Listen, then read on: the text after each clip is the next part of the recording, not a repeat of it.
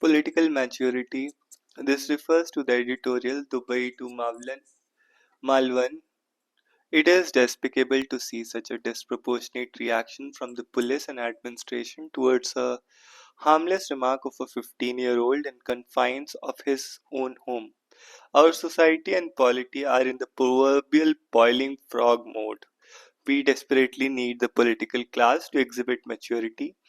If we ignore this any longer, it will be at our peril. This refers to the article Shah in delimitation no loss for South fair share. The Union Home Minister made astute political rhetoric aimed to galvanize its own party workers and show the ruling DMK in poor light for the 2026 Tamil Nadu Assembly election.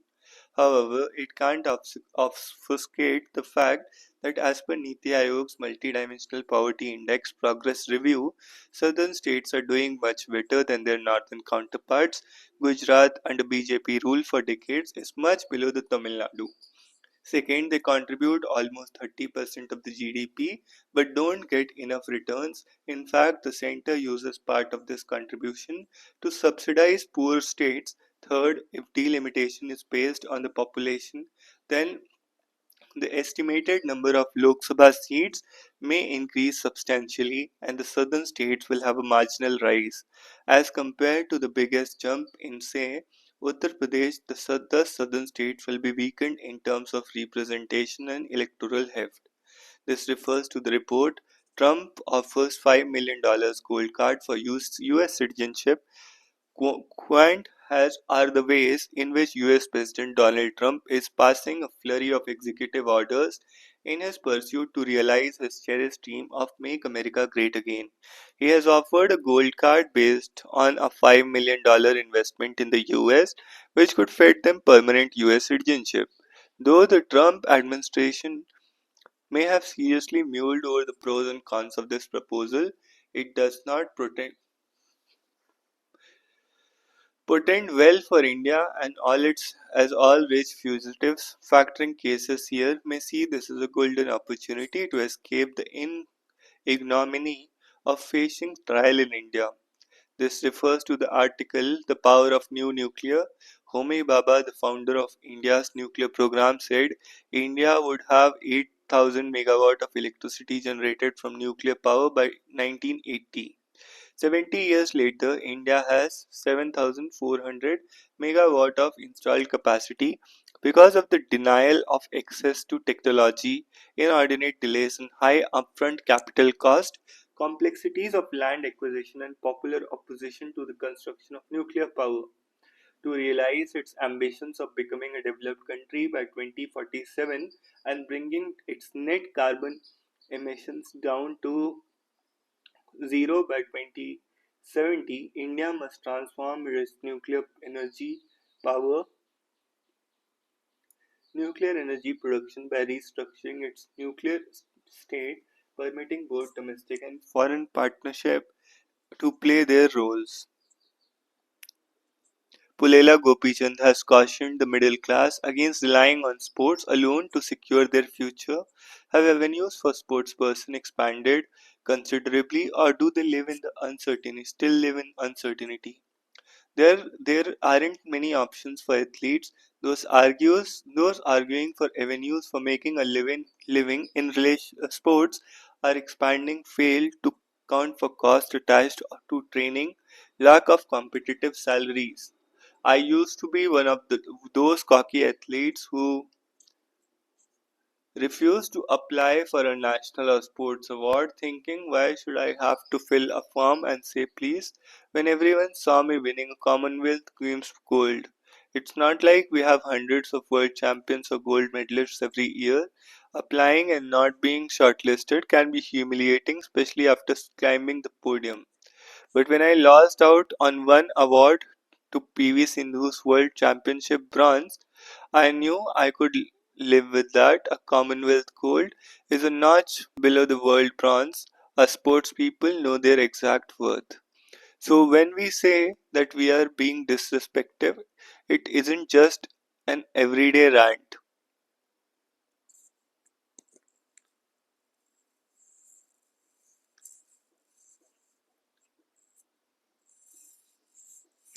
It stings that our post playing careers as Indian coaches are a second battle to prove our worth. We have to justify to the world that former Indian players who are turning to coaching will someday also deserve a remuneration of $12,000 or 10 lakh offered to foreign badminton coaches instead of less than a tenth that we get now.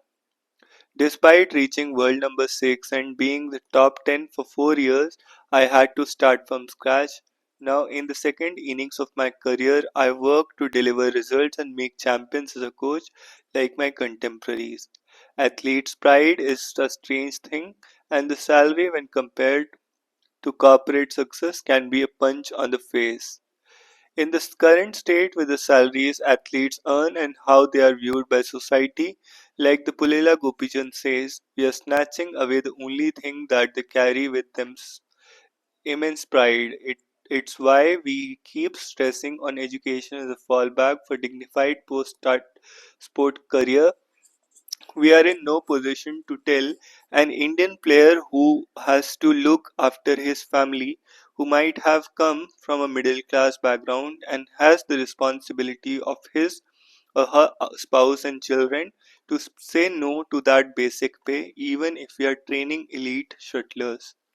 In the Gyan about so many avenues opening up and how former players can coach give back to the sport, produce champions easily?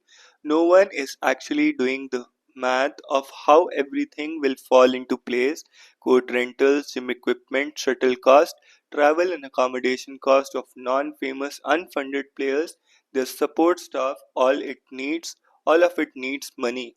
So when Gopichand says that the middle classes should think about sports, he has been crunching these numbers for years, making dozen success stories, keeping the system happy and listening to some shady arguments. This while telling me Saina Nehwal, Sindhu, B. Sai Praneeth and Prannoy HS what precise shot to play to win what Super Series and Olympic or World Championship. There are handful of Indian coaches who have successfully delivered medals. We need to respect them. Champions don't emerge magically. If you want former players to produce the next generation, you should listen to what they say carefully. When Gopichand says we need exit routes for athletes and academics and better employment opportunities, he is highlighting a serious issue. My generation was lucky. We found supportive jobs. Now the next generation is struggling, from Theresa Jolly, top 10, to the current junior national champions who used to immediately get stipends a decade ago. The job situation is dire. National champions at 21 to 23 years old are struggling to land a job, and we are not sure they'll persist in the sport till 26-27 unless they'll have financial stability to focus on the game. Gopi recently said he would be happy if the athletes were in position to reject low paying PSU jobs with dead end prospects in terms of pay, but badminton players are taking up whatever jobs they get because of financial desperation. A young coach at the Hyderabad Academy takes 3 batches from 5 to 11 am and then rushes to sign off an attendance register at his office. His family background is good, so no financial distress, but he can't give up job either. I was lucky with employers, Oil PSU, who granted me promotions after every medal and didn't force me to come to work, but half days for active athletes can be spirit crushing. Badminton is a physically training sport. Post training, you want to lie down, not pore over files. Sleep and recovery impact performance. I can't figure out how new age corporations will accommodate sports persons without the requisite skills, or what use will we be to a software firm or consultancy. But if government jobs are disappearing, the private sector could step up like every evolved badminton nation. Of course, athletes too should study and earn their spots. In Japan and Korea, top private companies employ top shuttlers. This works because every corporation has a sports club there, and their domestic inter-club leagues are a big deal. The electronics and telecom majors absorb the top international athletes and they earn pretty respectable corporate wages. India neither has a college system like the US, skilling up athletes, nor the new age corporates or startups interested in taking them on board. All Gopi is saying in this scenario, athletes should arm themselves with education so they are not left behind or at the mercy of officers looking for respect and trying to keep pride intact. There's money in sports now, things have changed since Gopi Chand and I played. Sporting federations, corporates must do more, and players need to plan for their futures. Both Pulela Gopichand and I played sport in times when there was no money in field, so I would like to understand the context of his statement that middle class parents shouldn't encourage sports as a career option. It's bit too harsh because things have definitely improved for sports person and but first let's address some of the points Gopichand have raised. In the past, we at the Western Railways were flooded with applications from athletes. Now it's rare for women cricketers to even apply for a railways job. The best of them have central contracts and receive match fees, and when we played, we had to depend on PSUs for financial security. Railways was the only place that offered permanent jobs even after one's playing days, and unlike contractual jobs with Air India or the Tatas. Now, I don't think players are adequately playing for their future. Even a stellar international career is not long, from 5 years to 20, the latter in the rarest of cases. Will money earned during this period suffice for the rest of one's life? It is true that our country does not have a sports mindset. When an athletes win glory, they are raised up like royalty, and when they are brought down and forgotten just as easily.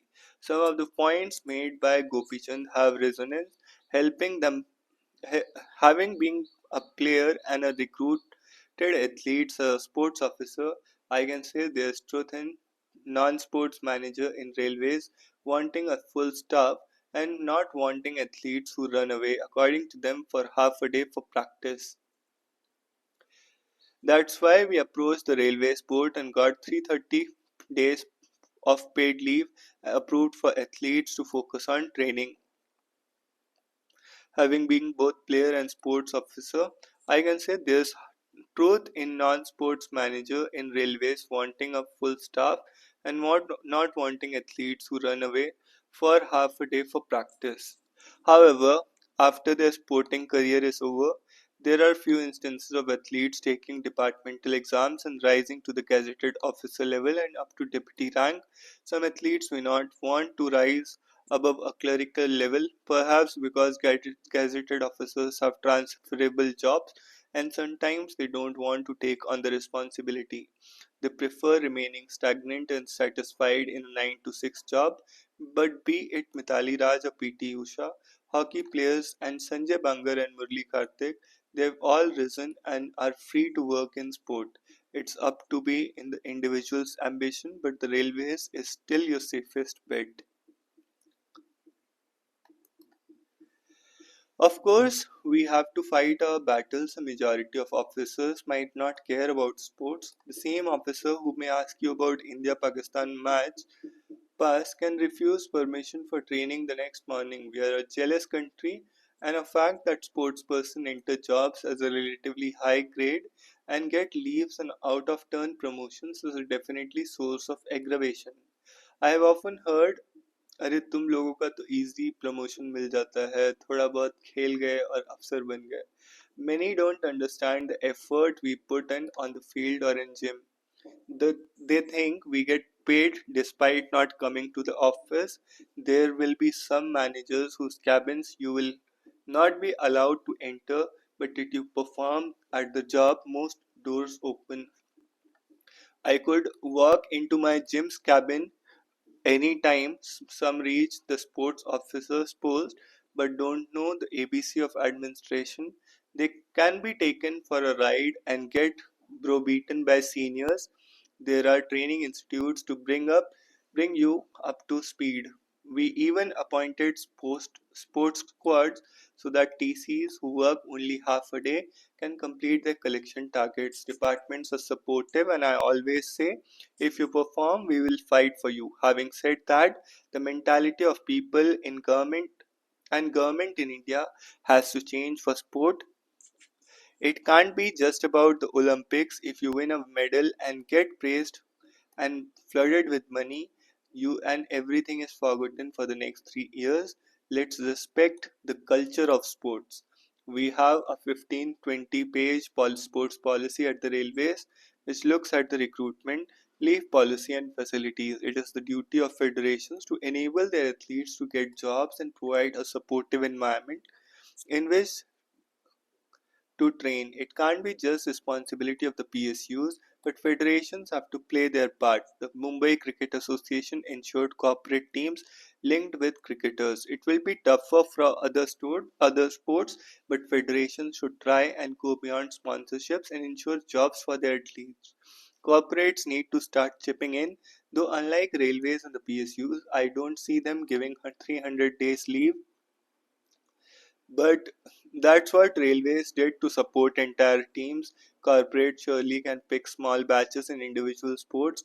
If the government mandates a corporation should look after athletes in game ABC and do everything to take them to the pinnacle of medals and World Cups and look after them after their careers are over, it isn't impossible. If you have the will, the way will be found. Once there wasn't too much cricket, but rather than brood cricket apathy, let me relieve the nostalgia of cricket maniac days. Members of both parties have expressed worry about Mr. Trump's outrageous parroting of the Russian line or Ukraine. They are likely to be even more upset when Musk cut their states and when record breaking measles outbreak happen.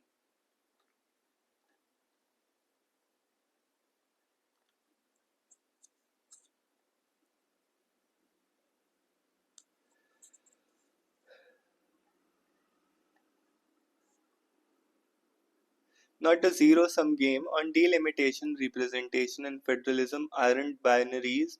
Complexities must be addressed without a campaign rhetoric. The principle of democracy based on universal adult franchise lies at the foundation of Union of India's constitutional scheme. It is in the service of this principle that until 1976 the number of seats in legislatures across the country was readjusted after every census in independent India. During the emergency, the number of seats in parliament was frozen till 2001 so that population control measures could be implemented. Since that deadline, governments of various political hues have kicked the can down the road. Question of delimitation has come center stage once more. With Tamil Nadu Chief Minister Stalin and Union Home Minister exchanging words, the issue is being framed in ways that narrow the conversation in binaries of gains and losses north and south, and which states subsidize others. The scope of this discussion needs to be broader and deeper. Delimitation is a constitutional and democratic necessity for the simple reason that in the current scheme of things, a vote counts for less than in a state with more populous constituencies such as UP and then Tamil Nadu or Karnataka. The issue is complicated by the fact that principle of one person, one vote is being pitted against perceived attacks on federalism and interstate variations in development. The argument from southern states is that delimitation would see their voice or presence in the national state diminished, essentially penalizing them for economic development, as that had led to declining fertility rate. The Home Minister's argument in response to statements by Stalin that delimitation is a sword hanging over the state of South India has been not even one seat will be reduced. That's why clarity and certainty are needed on the census process. It will be delayed by nearly 5 years, and given that reservation for women in legislatures is tied to the census and delimitation, it will not help to delay it any further. As a matter of first principles, representation in federalism should not be seen as a zero-sum games. While the southern states have performed commendably on in many indicators, the factors that led to the rise as historical as well as political and cannot be attributed to political actors of the last half of century alone. And while capital may be concentrated and exported from some regions, others provide labor. The latter is no less important than the former. That said, the politics of the current moment, marked by the perception of the center trying to impose its will in the states through Rajbhavans, does not help matters. It will also not to dismiss as distractions the apprehensions of some states that federalism has been given short shrift of late. The political and cultural anxieties around delimitation must be addressed, discussed, and assuaged. For that to happen, parties need to put aside petty politics and rise to the occasion. Given the shrillness on either side, this is quite a challenge, but given the stakes, the resilience of democracy itself, the task could be more vital. Mahakumbh for New India, which we must use the energy of the last 45 days in Prayagraj to dedicate ourselves to Viksit Bharat. The Mahakumbh has successfully concluded in the holy city of Prayagraj. A grand Mahayagna of unity has been completed. When a nation breaks free from the shackles of centuries old mindset of subjugation, it breathes freely in fresh air and gets renewed energy. The result of this was witnessed at the Ekta Ka Mahakumbha Unity. On January 22, 24, during the Pran Pratishtha of the Ram Mandir in Ayodhya, I spoke about Dev Bhakti and Desh Bhakti, devotion to the divine and the nation. During the Mahakumbh, gods and goddesses, saints and women, children, youth, senior citizens, and people from all walks of life came together. Sentiments of 140 crore Indians converged. In this holy region of Prayagraj is Shringwarpur, a sacred land of unity, harmony, and love, where Prabhu Sri Ram and Nishadraj met. Shringwarpur. Their meeting symbolizes the confluence of devotion and goodwill. Even today, Prayagraj inspires us with the same spirit. For 45 days, I witnessed crores of people from every corner of the country making their way to the Sangam.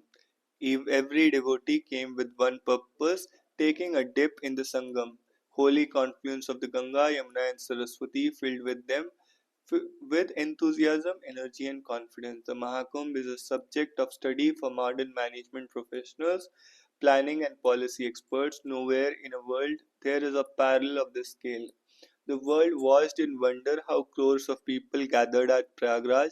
They left for the Mahakumbh of their own accord and felt the bliss of taking dip into the sacred waters. I cannot forget the faces of radiating immense joy and satisfaction after the holy dip. Women, elders, our Divyang brothers and sisters, everyone found a way to reach the Sangam. It was particularly heartening for me to see overwhelming participation of India's youth. It sends a profound message that the youth of India will be torchbearers of our glorious culture and heritage.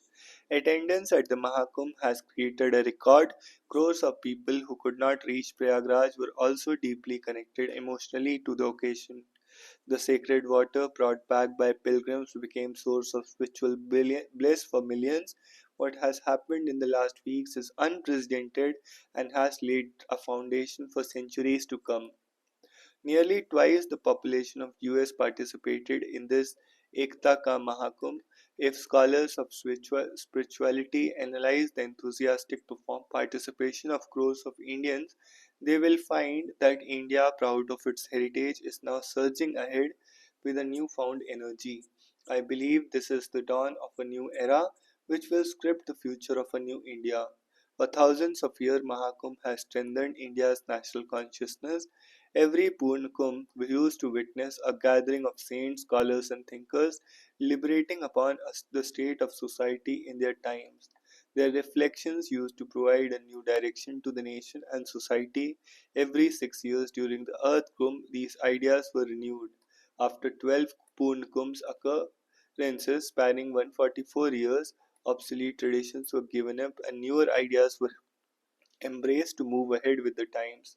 In this Mahakumbh, our saints have once again given up a new message for India's development. Developed India, Viksit Bharat. At this Ekta Ka Mahakumbh, every pilgrim, whether rich or poor, young or old, from villages or cities, from India or abroad, from east or west, from north or south, irrespective of caste, creed, or ideology, came together. This was an embodiment of the vision of Ek Bharat Shresth Bharat. We must now move forward with self confidence and dedicate ourselves towards building a developed India. The saints of the Bhakti movement have identified and encouraged the strength of a collective resolve across India, from Swami Vivekananda to Sri Aurobindo. Every great thinker reminded us of a powerful collective resolve. Even Mahatma Gandhi experienced it during the freedom movement. Post independence, if this collective strength has been correctly recognized and harnessed towards boosting the welfare of all, it should have become a great force that newly independent nation. Unfortunately, it was not done earlier, but now I am glad to witness the way in which this collective strength of people is coming together for a developed India. From Vedas to Vivekananda, from the ancient structures to modern cities, India's great traditions have shaped the nation. As a citizen, I pray that we draw inspiration from the memories of our ancestors and saints. May this Ekta Ka Mahakumbh help us move ahead with new resolutions. Let us make unity as our guiding principle and work with understanding that service to nations is service to the divine. Magunga has I had said, Ma Ganga had called me. This was not just an emotion, but also call of responsibility towards the cleanliness of our sacred rivers, standing at the confluence of Ganga, Yamuna, and Saraswati. In Prayagraj, my resolve became even stronger. The cleanliness of our rivers is deeply linked to our lives. Mahakumbh has inspired us to keep working towards cleanliness of our rivers. Organizing such a massive event was no easy task. I pray to Ma Ganga, Ma Yamuna, and Ma Saraswati to forgive us in case there were any shortcomings. I see the Janta Dhanarjan, the people as an embodiment of divinity. In case there has been any shortcoming in our efforts to serve them, I seek their forgiveness. As a MP from Uttar Pradesh, I can proudly say that under the leadership of Yogi ji, the administration and people worked together to make this Mahakumbh a success. There was no rulers or administrators, and instead everyone was a devoted saver. Sanitation workers, police, boatmen, drivers, public serving food, everyone worked tirelessly, and the way people of Prayagraj welcomed the pilgrims with open hearts despite facing many inconveniences was inspirational. I express my heartfelt gratitude and appreciation to them and the people of Uttar Pradesh. The way 140 crore Indians turned the Ekta Ka Mahakumbh into a global occasion is truly wonderful. Moved by the dedication, devotion, and efforts of our people, I will soon visit Sri Somnath, the first among the 12 Jyotirlingas, to offer the fruits of these collective eff- national efforts to him and pray for every Indian.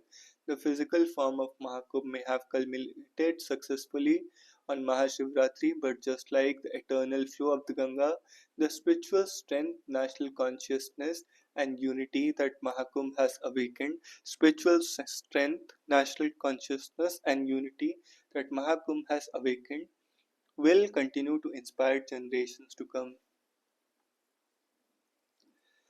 Addressing problem of male proxies for women panchayat heads require persuasion, not exemplary punishment.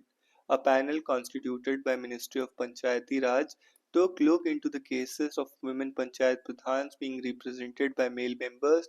Though there are 46.6% women representatives across Panchayati Raj institutions in the country, the committee found that in several cases, male relatives play a dominant role in decision making. Given that reservation at the lowest rung was envisioned to root out male dominance across three tiers of administration, panel's investigation is welcome, especially its reliance on persuasion. These include mandating gender-exclusive quotas in panchayat and ward-level committees, rewarding anti-pradhanpati champions, appointing women ombudsman, public swearing-in of women pradhans in gram sabhas, and creating a federation of women panchayat leaders and setting up leadership hubs and support networks. However, its recommendation of exemplary punishment for male proxies is problematic.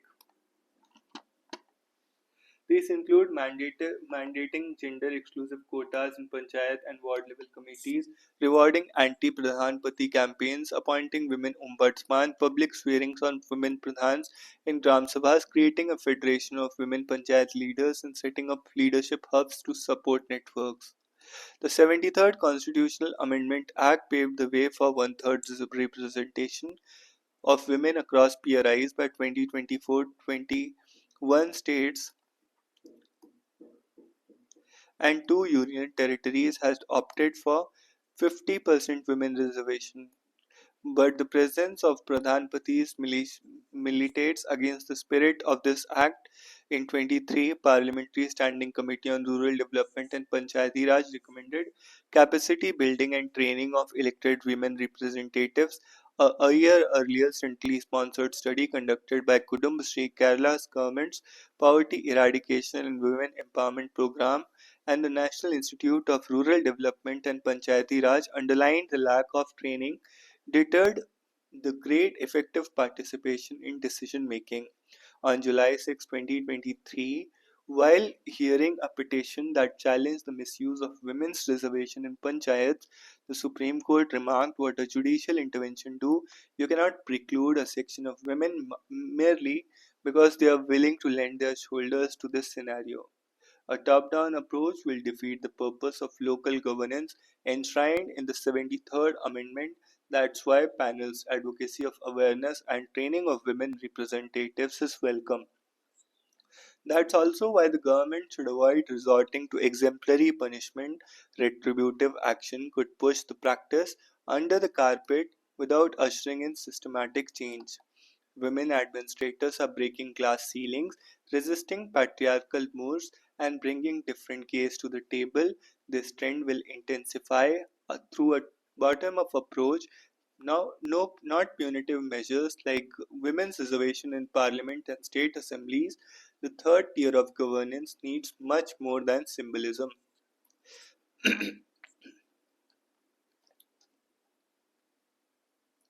Top courts upholds arrest under GST and Customs Act, says safeguards from arbitrary arrest under PMLA will apply to these laws. Supreme Court on Thursday upheld the constitutional validity of arrest provisions under GST and custom laws, but also extend safeguards against arbitrary arrest to these act. Parliament under Article 46A of the Constitution has the power to make laws regarding GST as a necessary corollary enacting provisions against tax provision. It added that arrestee under the Customs Act as well as GST must be informed about their grounds of arrest. The court said the fact of the arrest must be communicated to the person nominated or authorized by the arrested person, and that it shall be the duty of the magistrate when an arrested person is produced to satisfy himself that the requirements have been complied with.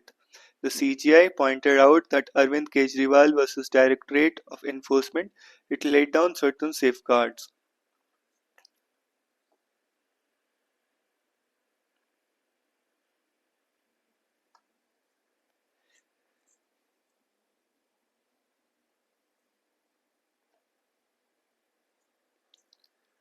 People of Bihar have zero civic sense. KV teacher fumes on video, gets suspended. A probationary primary teacher of Kendriya Vidyalaya recently posted in Bihar. Jehanabad was suspended after her videos with allegedly derogatory remarks about the state and people went viral on social media. Who said she hails from West Bengal? I will remember my first posting. Kendriya Vidyalaya has many regions. People don't like the Kolkata region, but I was ready even for even that. I'm ready to go to places like Kolkata, Odisha, Himachal, or even Ladakh, where no one wants to go but not Bihar.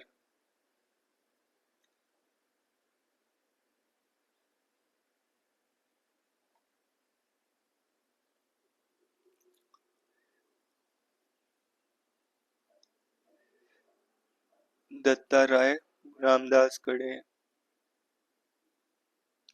Union Carbide waste, Supreme Court refuses to interfere with MP High Court's order. The Supreme Court refused to interfere with the MP High Court order to ship the chemical waste from Union Carbide factory in Bhopal to Pitampur. Bench of Justices Kavai said the High Court is monitoring the matter. In that view, we do not find any reason to interfere, said impunge order.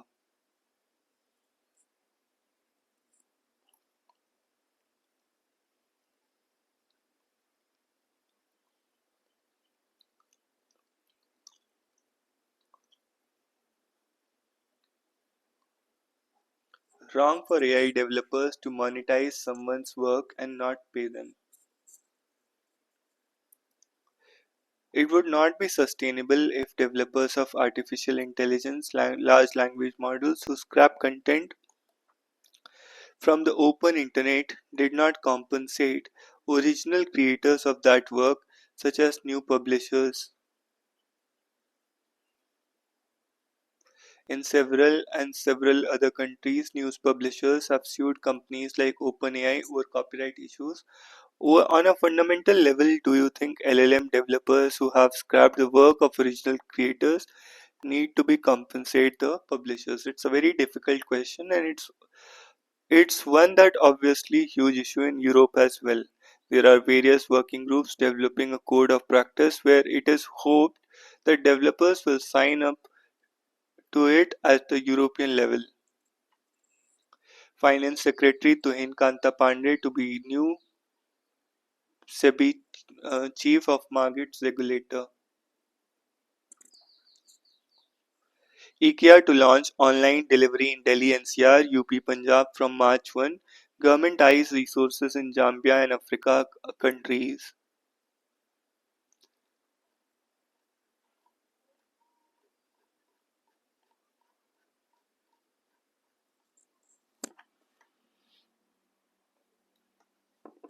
Trump says tariffs on Mexico, Canada from Tuesday, slaps additional 10% on China. 90% foreign aid contracts under US aid to be cut. Gene Hackman wife founded with talk in New Mexico home.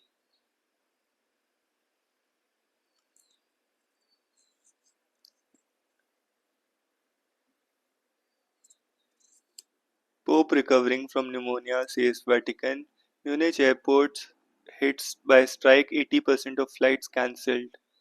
Public sector Verdi has prompted airlines to cancel 80% of the flights there.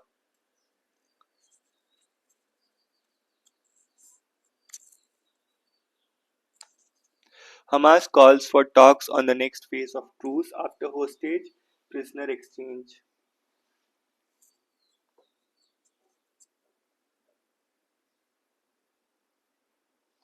Thailand deports 40 Uyghurs to China after a decade's detention. Manipur ethnic militia turns in huge cache of looted weapons. 246 weapons surrendered by Arambai Tengol as governor deadline ends. On Thursday, the last day of deadline of Manipur Governor Ajay Kumar Bhalla set for surrendering weapons looted from state's armories during the conflict. Imphal saw an unusual procession, a stream of vehicles and radical armed group Arambai Tangul packed with guns of varying sizes. The group surrendered 246 weapons at the first MR complex in Imphal West. The mass surrender of weapons by the group came 2 days after its members met in Governor Bhalla in Raj Bhavan. It is the largest such surrender.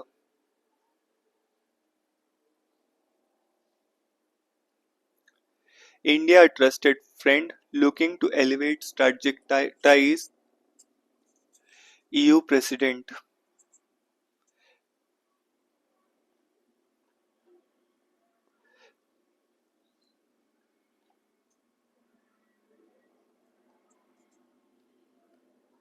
Media in digital transition should discuss solutions for fair compensation.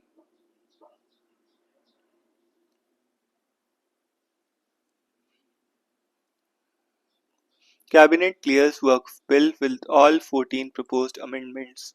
The Union Cabinet has cleared the Waqf Amendment Bill with all 14 amendments proposed by the JPC, paving the way for bill stabling during the budget session that begins March 10. These 14 amendments to the bill, accepted by the JPC on January 27,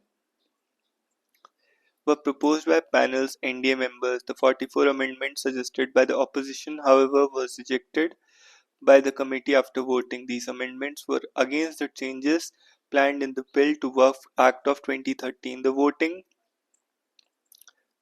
among the 14 proposed amendments are relaxation in 6-month window to register Waqf properties on a portal, replacing the district collector with a state government official to be the arbiter on whether the property is Waqf property or the government land, and having one member in the Waqf tribunal with knowledge of Muslim law and jurisprudence.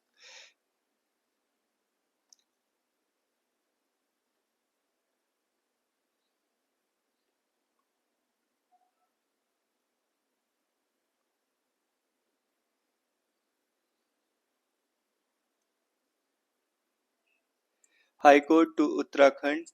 Are you open to suggestions and changes on the UCC? Hearing a public interest litigation, the Uttarakhand High Court asked the Solicitor General if the state could invite suggestions afresh and consider changes wherever required. You can impress upon the state legislatures to bring about necessary changes, a division bench of justices said. Traditionally, marriage has been an institution. Men and women living without their being marriage is generally deprecated. Gradually, those values are changing. What is wrong if the law tries to keep pace with changing society? Now, social institutions are being disintegrated. This relationship give birth to a child as well. It's not just these two individuals. Grover said that the Supreme Court has given judgments and Section 379 of the UCC gives legitimacy to the child born out of wedlock.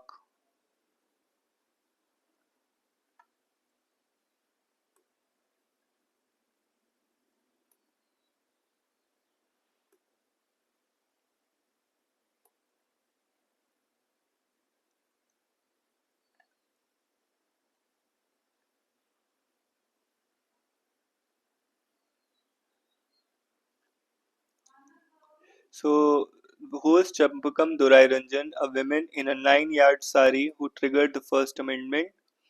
Belgium's Prince says Astrid to lead economic mission to India. So that's all for today. See you in the next one.